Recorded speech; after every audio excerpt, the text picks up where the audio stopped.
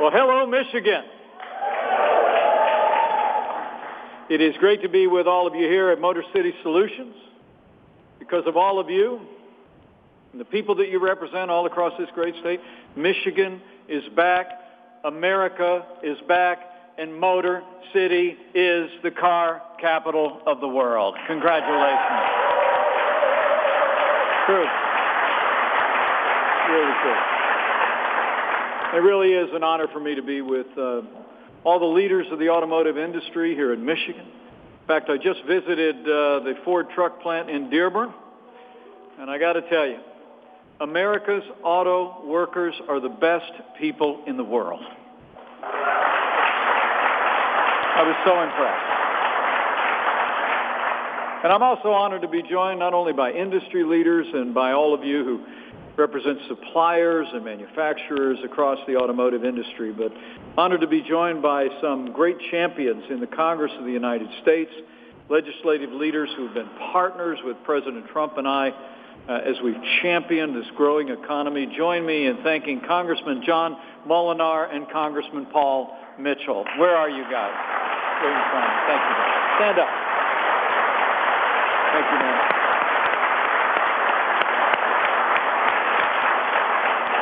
I'm also honored to be joined today by the Deputy Administrator of the Federal Highway Administration, who I'm especially proud. Got her start in transportation when she was working for the state of Indiana. Join me in welcoming Brandy Hendrickson from Washington, D.C. Who's doing a great job. Thanks, Brandy. And most of all, to Bill Long, to Sandy Barra, and all the workers and job creators who make this country run. It's an honor to join you here. The great state of Michigan, the heart of the heartland, to have the opportunity to address the men and women of America's auto suppliers at such an important time in the life of this industry and the life of this nation. And I got to tell you, I'm excited to be here in Michigan, but when I was talking to a friend of mine on the phone this morning and I told him I was headed here to Michigan, I thought he sounded just a little bit jealous. He's on the road himself today, but allowed me to bring greetings from a friend of mine, and a man who loves American cars, who loves the state of Michigan, and is grateful every day for the state that turned the blue wall red in 2016. I bring greetings from President Donald Trump to each and every one of you.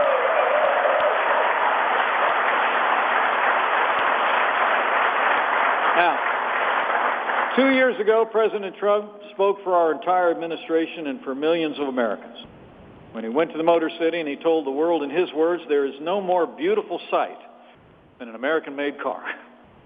Since the earliest days of our administration, President Trump promised to fight for your jobs and to fight for Michigan workers, to fight to keep making cars right here in America. And 2 years later, I'm proud to report President Donald Trump delivered for the people of Michigan and the people of America. True. In just over 2 years' time, we signed laws cutting federal red tape at a historic rate. We unleashed American energy as never before. We've been fighting for more fair and reciprocal trade deals around the world. And this president signed the largest tax cut and tax reform in American history. And the results have been remarkable. In just a little more than 2 years, businesses large and small across America have created 5.5 million new jobs, including nearly 100,000 jobs right here in the state of Michigan.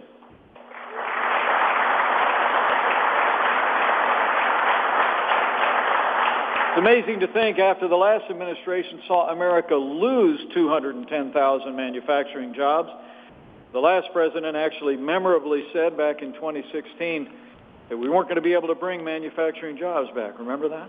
Remember that famous question? What magic wand do you have? Well, we didn't need a magic wand. We just needed President Donald Trump in the White House. It's true. It's true.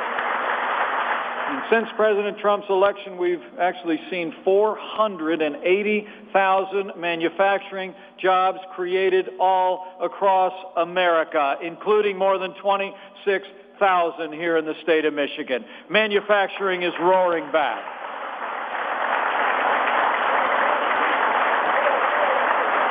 And thanks to the investment and the ingenuity represented so well here at this forum, America's actually seen businesses in the auto industry create 110,000 new jobs over the last 2 years alone. In fact, I'm told 2018 was not only the best year for manufacturing job creation in more than 20 years, it's actually the highest level of optimism among manufacturers ever recorded.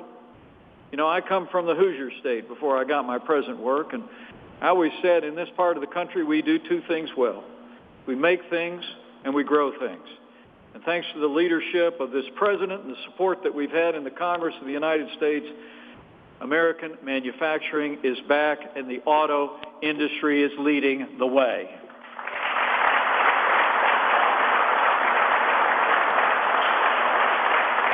And just to be clear, it's not just manufacturing. The headline this morning attests to the fact. Yesterday, the stock market hit an all-time record, boosting retirement, 401ks for tens of millions of Americans.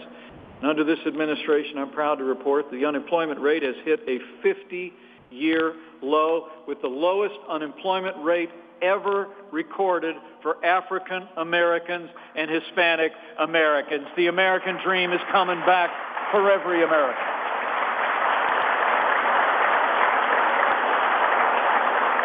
And the truth is, wages are also rising all across the board. Wages are rising at the fastest pace they have in a decade, and they're rising most rapidly for working Americans, like the people I just spent time with down in Dearborn. As the President said this morning, in his words, the stock market and the economy are doing the best they've ever done. 160 million Americans are going to work every day. In fact, there are more Americans working today than ever before in our nation's history. Our economy is roaring. Our nation is prospering. The forgotten men and women of America are forgotten no more. It's happening. It's happening. But for everything we've accomplished in the last 2 years, it really is a testament to all of you. Policies that this president's advanced with the strong support of our partners in the Congress of the United States have created the conditions that you and the companies and the workers that you represent have been able to take advantage of and build and prosper and create jobs.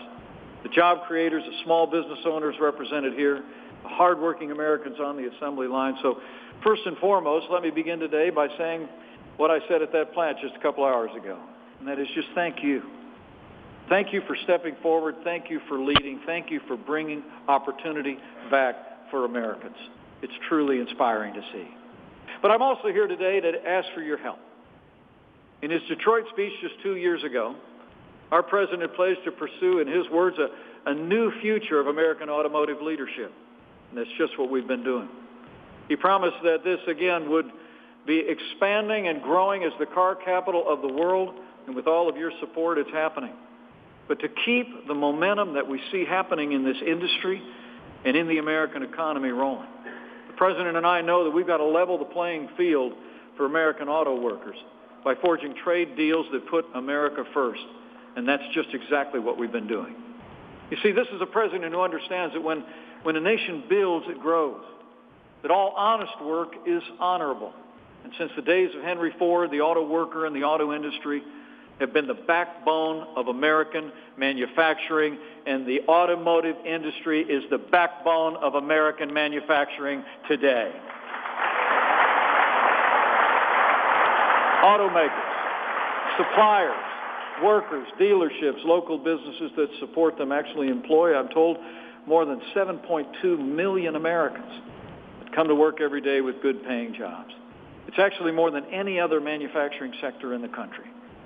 You're also our nation's largest exporter, selling $692 billion in vehicles and parts all across the world every single year. That's nearly $50 billion more than our next largest exporter in this economy. And you're making historic investments, I'm pleased to report, in America's workers, keeping our competitive edge well into the 21st century. In the past 5 years alone, Automakers have announced almost $60 billion in capital investments in this country, everything from engine and transmission plants to research and development labs to corporate headquarters. You make the cars, the trucks, the auto parts that make America run. You're investing in America, and America is growing as a result. And we thank you for that.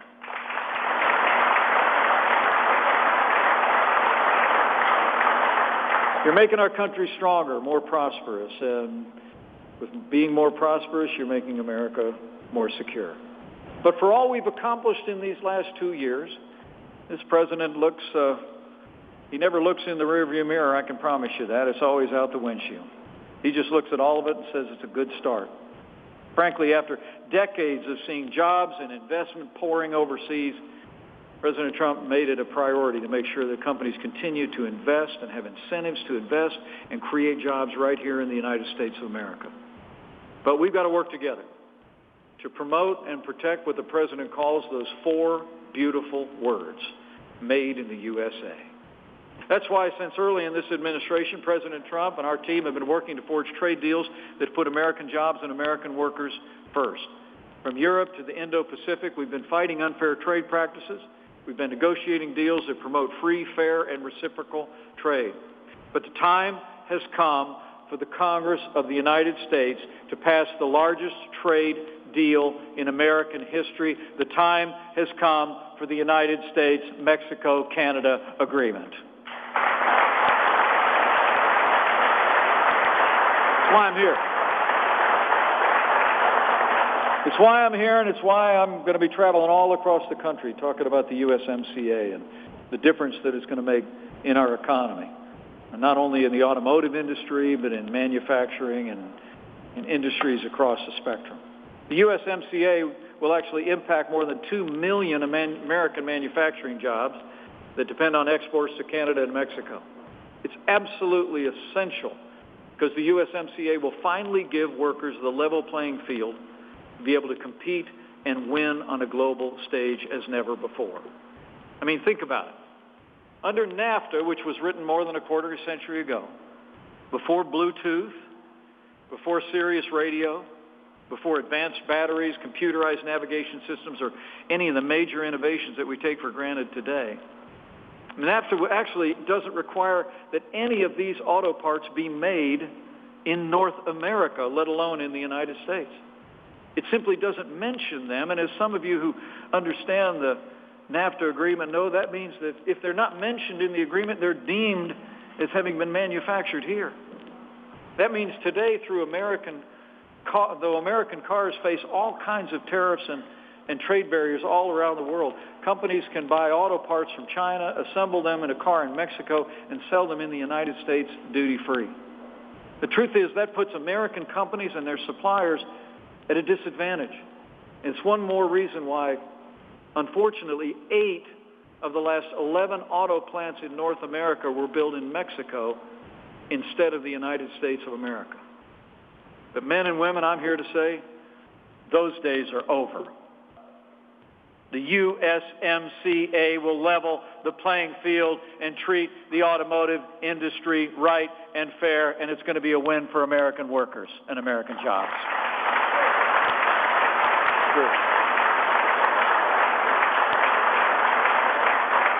We're not going to allow an outdated trade deal to undercut American workers and undermine good-paying jobs, the kind of jobs that build our middle class in the past and are building it today. Under the USMCA, the American worker is going to be able to compete on a level playing field and win as never before.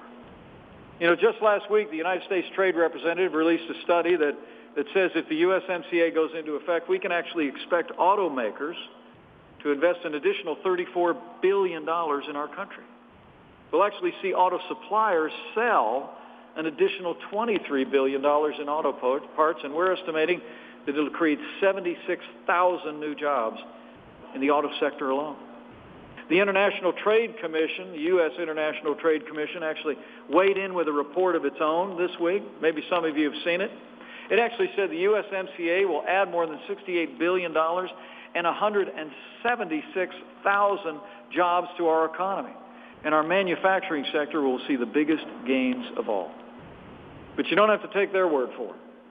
Already, the big three emanating out of here in Michigan are making historic investments. In fact, earlier this year, here in Michigan, Fiat Chrysler announced it's going to invest $4.5 billion in this great state in a new assembly plant and create 6,500 new jobs. Ford announced it's going to invest $900 million in its manufacturing footprint in Michigan. And just last month, GM announced another $300 million in the Great Lakes state and 400 new jobs. That's investment in Michigan, that's investment in America, and that's going to drive a growing America when we pass the USMCA. So we got to get it done. We got to get it done, and it's really why I'm here to ask for your help. The American Automotive Policy Council said the USMCA is going to create significant growth in the U.S. auto industry, and I can tell from the leaders that are all gathered here that you already know that.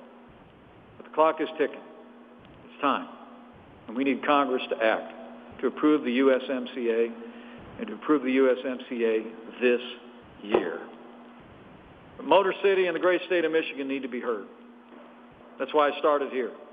I'm literally going to be traveling all over the country talking about the benefits to American jobs and American workers that will come when the USMCA is signed into law.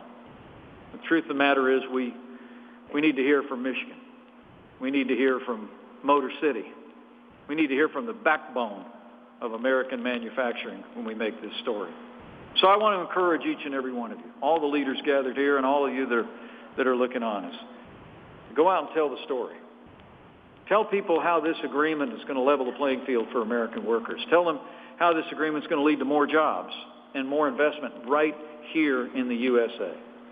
Tell them why we need the USMCA, so Made in the USA is rallying and leading the world once again.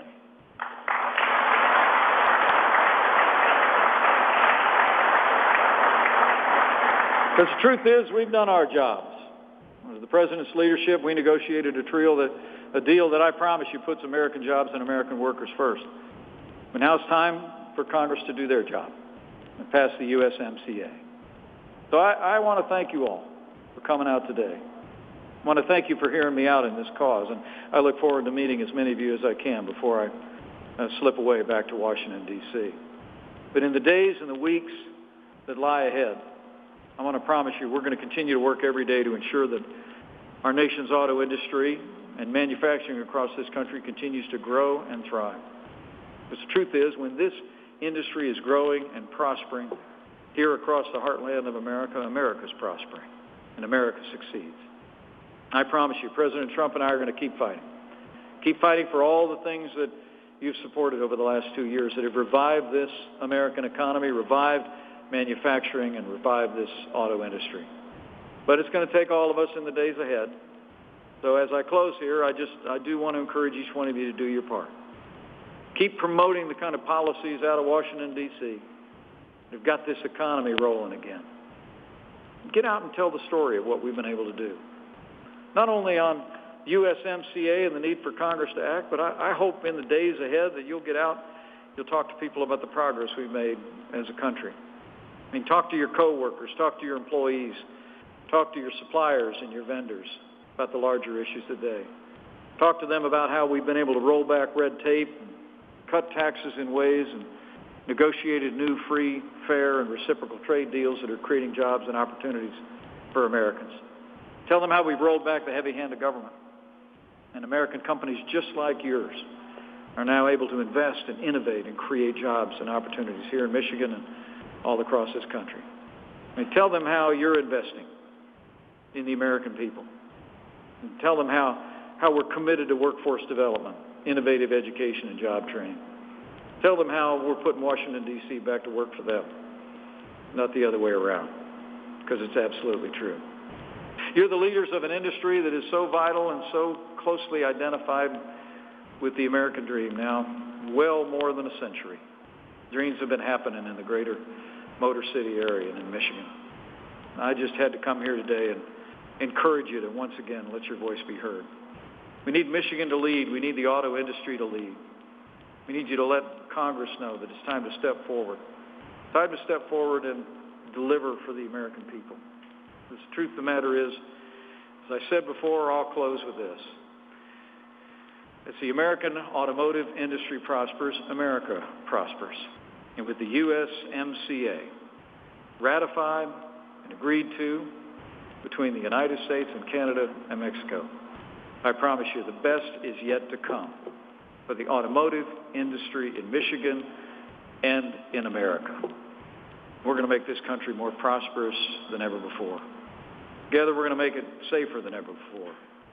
And with President Donald Trump in the White House, with this agreement approved with support in leaders here in Michigan and in the Congress of the United States, and with God's help, I know in my heart of hearts, we will make America great again.